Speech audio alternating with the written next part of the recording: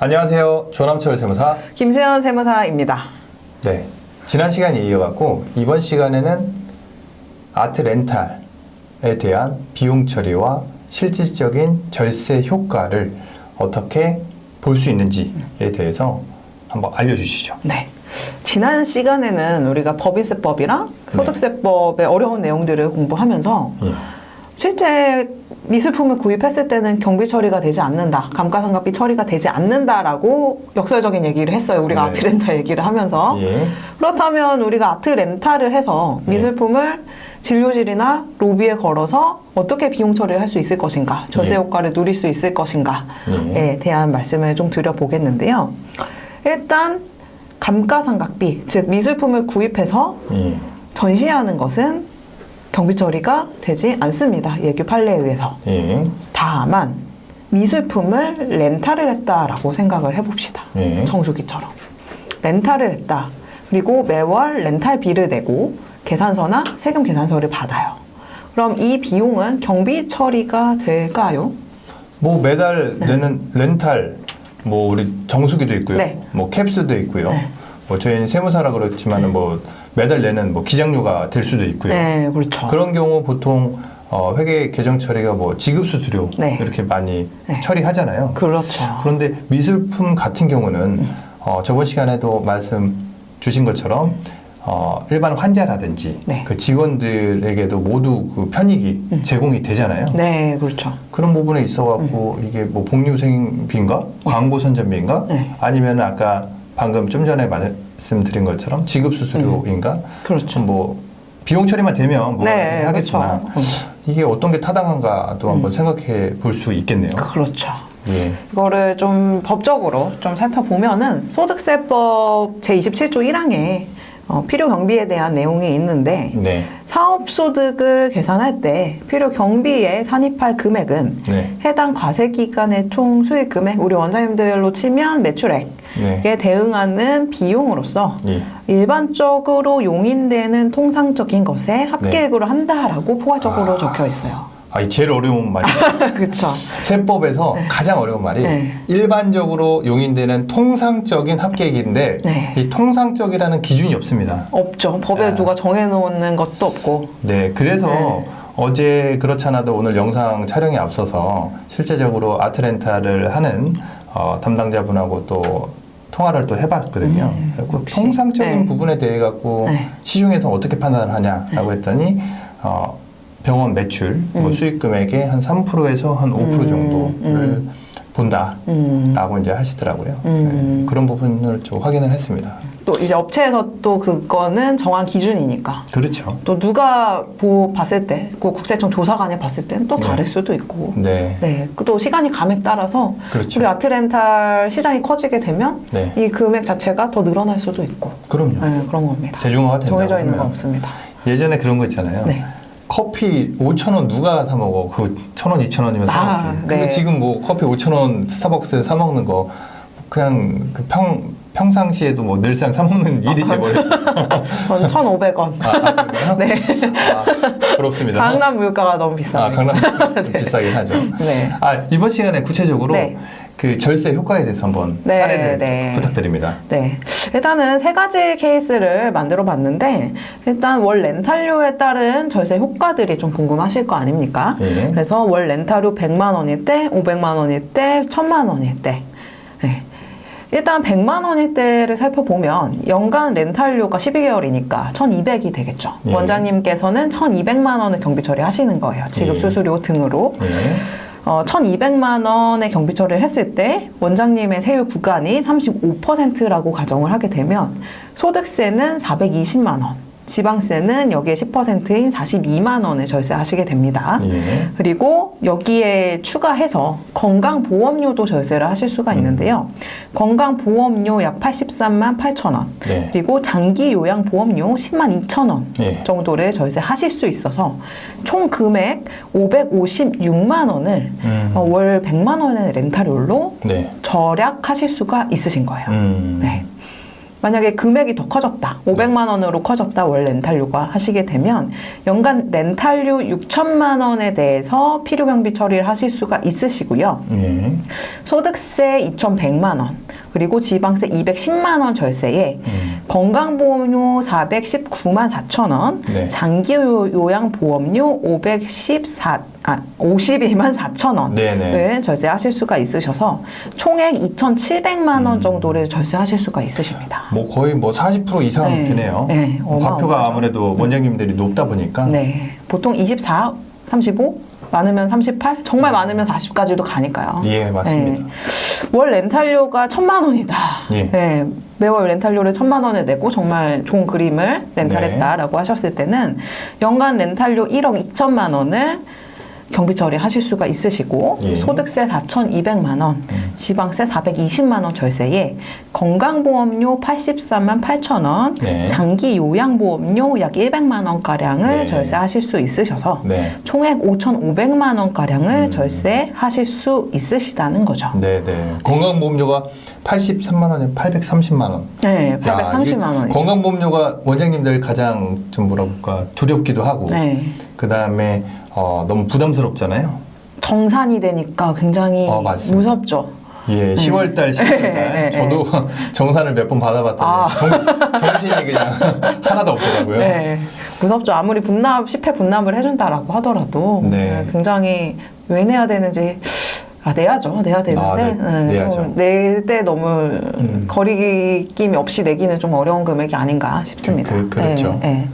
네, 이렇게 경비 처리가 완료되고 나서도 렌탈 종료하신 다음에 마음에 드는 그림, 앞으로 양도 차익이 좀 발생하실 것 같은 그림을 구입하실 수도 있으세요. 그러면 그 양도 차익에 대해서도 이익을 보실 수가 있으신 거죠. 그렇죠. 그리고 생전 자가에 대해 갖고는 이제 그 세금이 비과세가 되는 부분이 있으니까. 비과세 되는 부분이 굉장히 많습니다. 그 외에도. 그럼 원장님들이 가장 또 궁금하실 수가 있는 게 사실은 시중에 아트렌탈 하는 업체가 몇 개 있고 저도 몇 군데 업체 담당자와 수시로 이야기를 하지만 어떤 데는 뭐 5년 베이스, 어떤 데는 3년 베이스, 뭐 최근에는 뭐 10년 베이스도 나왔고요. 짧게는 1년 베이스로 렌탈에 대한 조건을 다는 데들이 있더라고요. 그리고 뭐 업체마다 조금 특성이 있다 보니까 그런 뭐 재매입하는 가격이라든지 그런 것도 조건이 다양하게 있기는 한데 가장 중요한 거는 만약에 그거를 그림을 되팔았을 때 그 부분에 대한 세금, 과세가 어떻게 되는지가 가장 중요할 것 같아요, 원장님들한테. 그리고 또 취득을 했을 때 세금이 있는지, 가지고 계셨을 때 세금이 있는지, 그리고 팔았을 때 세금이 있는지, 이런 것들이 좀 궁금하실 텐데 일단 취득을 하실 때 취득록세는 없습니다. 좋죠. 그리고 가지고 있을 때 세금도 없습니다. 국가에서는 또 누가 갖고 있는지도 몰라요. 등기 자산은 아니기 때문에. 그리고 양도할 때는 세금이 있습니다. 다만 양도세를 내는 건 아니고요. 기타 소득으로 일부를 좀 과세를 하는 게 있는데 또 전부를 과세하는 건 아니에요. 그 중에서 과세 대상 미술품이 정해져 있는데 세법상에 정해진 거는 서화 골동품의 양도로 인한 소득은 기타 소득으로 과세를 하게 되고 그다음에 개당, 점당, 조당 양도가액이 6천만 원 이상인 것에 대해서 과세를 하게 되고요. 다만 양도일 현재 살아계시는 국내 원작자의 작품은 과세 대상에서 제외가 된다. 과세가 될 가능성이 있는 작품이 많지가 않아 보이는데요. 저희가 그 그림을 몰라서 그럴 수도 있긴 하겠지만. 근데 일단은 첫 번째 기타 소득이 아니라 사업 소득으로 과세되는 경우가 있지 않냐라고 작년, 재작년에 논란이 많았어요. 이 부분을 국세청에서 정리를 해주셨고 사업소득으로 과세되는 경우에는 딱 두 가지가 있습니다. 이 서화 골동품의 거래를 위해서 물적시설, 화랑처럼 물적시설을 갖추거나 인터넷에 어떤 가상의 사업장을 만들었다라고 하시면 사업소득으로 과세가 될 수 있고 또 사업자 등록을 했다. 거래하기 위해서 사업자 등록을 한 경우에는 사업소득으로 과세가 됩니다. 원장님이 이제 가끔 이렇게 뭐 1년에 한 번 정도 또는 몇 년에 한 번 정도 그림을 파는 거야 뭐 기타소득이겠지만 네, 그렇죠. 그게 아니라 뭐 상시로 판다든지 그런 뭐 사업자 등록을 냈다든지 네. 어떠한 고정된 장소 내에 또는 그게 오프라인의 공간이 될 수도 있고 네. 온라인상에 고정된 공간이 있다고 하게 네, 되면 네. 사업소득으로 과세가 된다. 네, 그렇죠. 그럼 사업소득으로 하게 되면 그 차익에 대해서 고스란히 사업소득에 대한 세금이 나오겠네요. 네, 원장님의 어떤 병이연 소득과 합산이 돼가지고 엄청난 세율을 부담하시게 될 거예요. 네. 다만 원장님들은 이렇게 물적 시설을 갖추시거나 사업자 등록을 해가지고 판매하실 일은 없으시잖아요. 예. 그러시기 때문에 100% 기타 소득으로 과세된다라고 생각하시면 되고요. 예. 이렇게 기타 소득으로 과세가 됐을 때 비과세되는 미술품을 좀 정리를 해보게 되면은 예. 네, 아까 말씀드렸듯이 양도일 현재 국내 생존 작가인 경우 네. 그리고 100년 미만 된 고유통품이다. 사실 가치가 그렇게 높지 않을 수도 있죠. 예. 네. 그리고 6천만 원 미만 작품인 경우에는 비과세가 되고요. 또 서화 고유통품에 대해서 과세를 하시기로 했기 때문에 서화 고유통품이 아니라 조각상이다. 과세가 되지 않습니다. 100억이던 1000억이던 조던 과세가 되지 않습니다. 네, 제가 말씀드린 네 가지. 갑자기 저는 그런 네. 조각상 얘기하고 네. 아까 조형물 막 이런 거 있지 않습니까? 네, 네. 그런 것도 뭐 요즘 뭐 피규어 막 그런 것들도 많이 모으시는 사람들이 있으시더라고요. 네, 네. 어른들도 포켓몬 카드를 막 모으더라고요. 포켓몬 카드 한 장에 막 30억씩, 40억씩 팔리는 게 있더라고요. 희귀템이라고 해갖고. 네. 아, 나 그런 걸 보면서 이게 무슨 포켓몬 테크라고 해갖고 그런 것도 있는데. 우리가 50년이 지나면 포켓몬 카드를 골동품으로 볼 수 있을까요? 아니, 잘 희귀템. 모르겠습니다. 그게 네. 요즘 뭐 커뮤니티, NFT 그런 차원에서 뭔가 이게 붐이 부는 것 같아요. 네. 그리고 구체적으로 이제 네. 기타 소득으로 과세되는 쪽이 많을 것 같은데 네, 네. 미술품 양도 시에 기타 네. 소득으로 과세가 됐을 때 네. 그게 실제적으로 과세가 된다고 하게 되면은 네. 뭐 100% 소득으로 잡히지는 않고 경비 처리가 좀 될 것 같은데요. 아, 그렇죠. 예, 한번 설명을 부탁드립니다. 국가에서는 이 기타 소득에 대해서 특히 뭐 미술품 양도 소득에 대해서 실제 이 작품을 구입하고 또 보존하기 위해서 노력한 게 있잖아요. 예. 그래서 일부를 경비가 실제 없더라도 필요 경비로 인정을 해주는 것이 있어요. 기본적으로는 80%를 인정을 해줍니다. 예. 예를 들어서 내가 1억짜리를 사서 1억 이상, 1억 5천 이상 네. 짜리를 사서 100만 원에 샀다. 네. 근데 오른 거죠. 예, 돈이 예, 예. 엄청 올랐을 때도 100만 원을 차감하는 것이 아니라 예. 약 80%를 차감을 해준다라는 예. 거죠. 네. 근데 양도가액이 예를 들어 1억 원 이하다. 네. 혹은 보유기간이 10년 이상이었다라고 하면 공제액이 더 올라갑니다. 90%를 공제를 해줍니다. 네. 그런데 여기에 더해서 이 기타 소득은 종합소득에 합산이 되지 않고요. 네. 무조건 분리과세가 됩니다.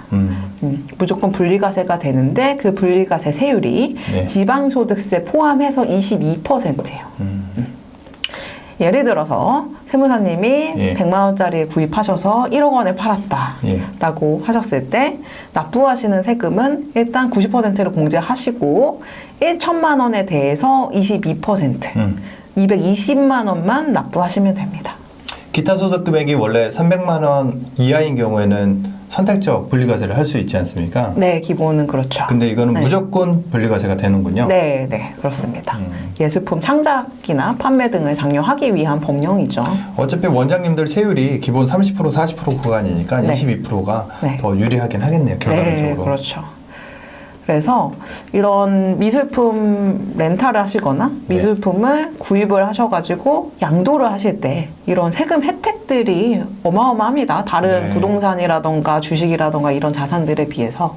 정리해보게 되면은 일단은 생전 작가들은 작품은 과세가 안 되고 네. 그리고 과세가 되는 거는 그 돌아가신 분들에 네. 대한 작품일 것이고 네. 그리고 그것도 1억 이하는 과세가 안 되고 네. 그 보유 기간이 10년 이상이면 또 과세가 안 되고 1억 이하는 아니고 6천만 원 미만인 아, 경우에 6천만 원 미만인가요? 6천만 원 미만이신 경우에 과세가 안 네, 네. 됩니다. 아, 네. 그렇군요. 네. 그리고 필요 경비. 예. 제가 착각한 게 6천만 원 미만은 과세가 안 되고. 네네. 그 다음에 이제 과세가 됐을 때의 이제 필요 경비율 자체가 네. 양도가액 1억 이하이거나 네. 보유기간이 10년 이상이면은 네.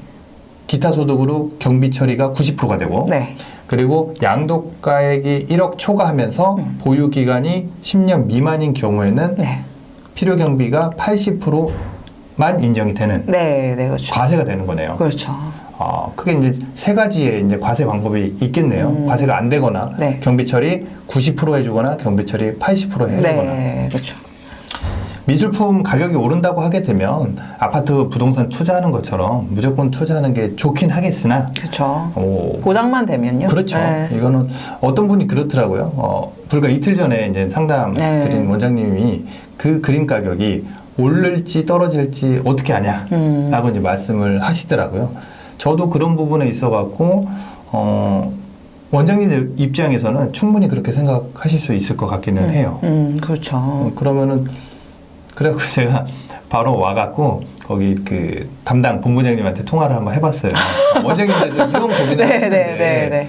요즘 미술 시장 좋은 거는 제가 이제 직감적으로 알고 있고 저도 소액 투자를 했기 때문에 알고는 있는데 미술품이 떨어지는 거는 어떻게 네. 고민하시는데 그렇죠. 그냥 얘기했어요. 그냥 뭐 내 책임져라 얘기한 건 아니고 네, 그랬더니 그렇게 생각하면 부동산은 아파트는 왜 사냐?